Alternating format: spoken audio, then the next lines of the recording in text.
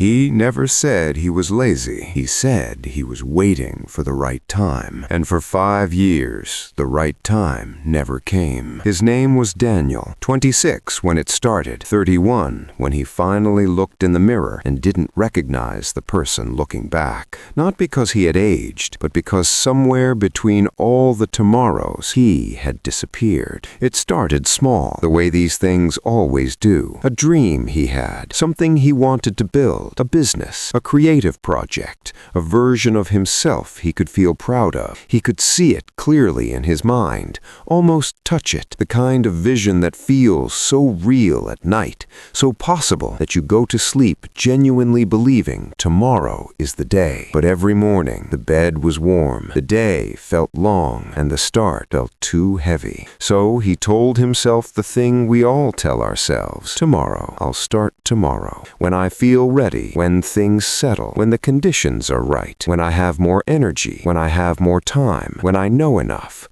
when I feel like myself again. And tomorrow came, and he waited again. There was always a reason, always something not quite right. The circumstances weren't perfect. He wasn't prepared enough. He needed more time to think, more time to plan, more research, more certainty, more confidence. But underneath all of it, if he was being honest with himself, which he rarely was, there was something quieter living inside all that waiting. Fear. Not the loud kind, not the kind that screams and shakes you, the kind that whispers, the kind that sounds so reasonable, so responsible, so logical. You're not ready yet. Wait a little longer. You don't want to fail. You don't want to look foolish. You don't want to start something you can't finish. Better to wait, better to be sure. And that voice sounded like wisdom. It dressed itself up like patience, like strategy, like self-awareness, but it wasn't any of those things. It was just fear wearing a suit. And Daniel listened to it every single day. He built an entire life around not starting. He read about starting. He watched videos about people who started. He made notes, created plans, designed timelines, set deadlines that came and quietly passed with no consequence. He told himself he was being careful, thoughtful, methodical, but he was just comfortable. And comfort, when it goes unchallenged long enough, stops feeling like comfort.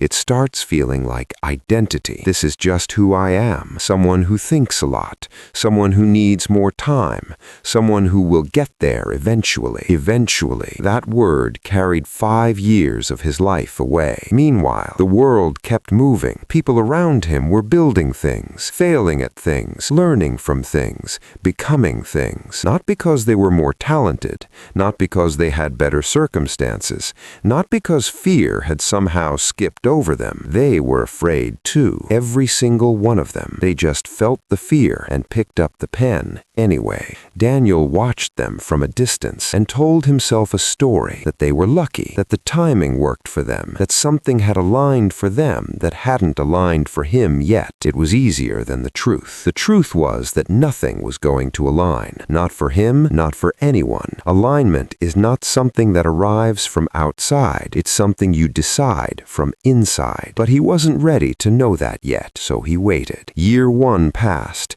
He still had enthusiasm somewhere underneath the waiting. The dream was still fresh enough to feel possible. Year 2 passed. The enthusiasm had faded a little. He told himself he just needed a reset, a new environment, a fresh start in the new year. Year 3, he stopped talking about the dream out loud. It became something private, something he kept only to himself, because saying it out loud made the gap between who he was and who he wanted to be feel too visible. Year 4. The dream was still there, but it had started to feel like someone else's story, something he had read about once, something beautiful but not quite real anymore. Year 5. He almost stopped believing it had ever been real at all. And then, one evening, nothing dramatic happened. No breakdown, no wake-up call, no rock-bottom moment. Life didn't hand him a crisis to shake him awake. He was just sitting alone, a quiet night. He was going through old notes on his phone, the kind you make late at night when you're full of feeling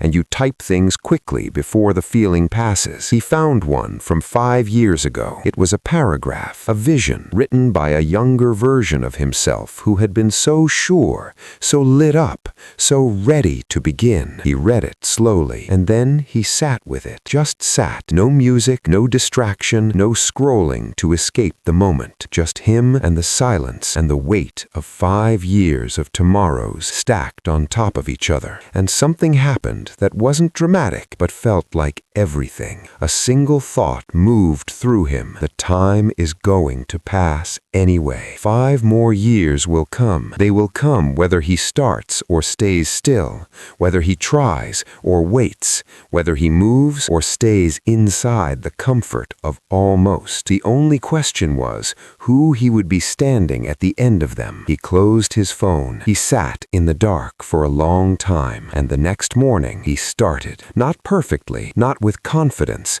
not with a plan that made complete sense, not because the fear had gone, not because the conditions were finally right, just because he was done negotiating with himself. He opened a blank page and wrote one sentence, one small, imperfect, honest sentence. That was it. That was the whole beginning. And it wasn't a miracle. It didn't feel like the movies. His hands were uncertain. His thoughts were scattered. He stopped and started 3 times in the first hour, but he didn't close the page. And the next day, he came back. And the day after that. The cost of tomorrow is not just time.